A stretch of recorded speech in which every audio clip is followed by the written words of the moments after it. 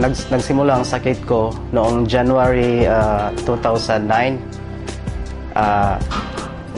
Isang gabi, biglang sumakit ang aking tiyan. Napakasakit. Hindi ako makagalaw, hindi ako lakad, hindi ako makakain, hindi ako makainom. So hirap talaga ako, napakasakit, parang kinurot yung bituka ko.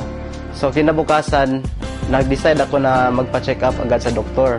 So pagdating ko sa doktor, sabi niya sa akin, kailangan ko raw na mag-ultrasound. So binigyan niya lang ako ng pain reliever.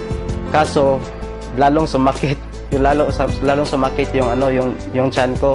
So kinabukasan, nagpa-ultrasound ako kaagad. So ang resulta lumabas na mayroon pala akong 1.6 cm na kidney stone. Pagkatapos noon, binigay ko ang resulta sa doktor. Binalik ko ang resulta. Sabi ng doktor, kailangan ko daw na magpa-opera. Kaso walang laser dito sa Tagbilaran. So kailangan pumunta sa Cebu. Wala ko sa kondisyon, so napakahirap, napakasakit talaga. So naalala ko yung kapatid ko na meron siyang ini-endorse na produkto. So tinawagan ko siya. Pagkatapos noon, dumating siya, nakita kami. So binigay niya sa akin yung C24/7. So sabi niya sa akin, subukan mo lang yan. Dahil makakatulong yan sa'yo. So sabi niya sa akin, inumin ko raw 6 capsules per day. Ininom ko lang yun. Kinabukasan, naramdaman ko na medyo guminawa yung pakiramdam ko.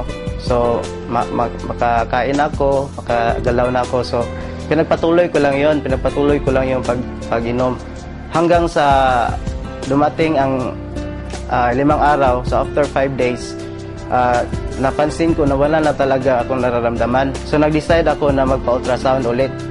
So pagkalabas ng resulta, nagulat na ako, na-shock na ako na nawala na pala yung kidney stone. So sabi sa akin ng doktor, anong ginawa mo?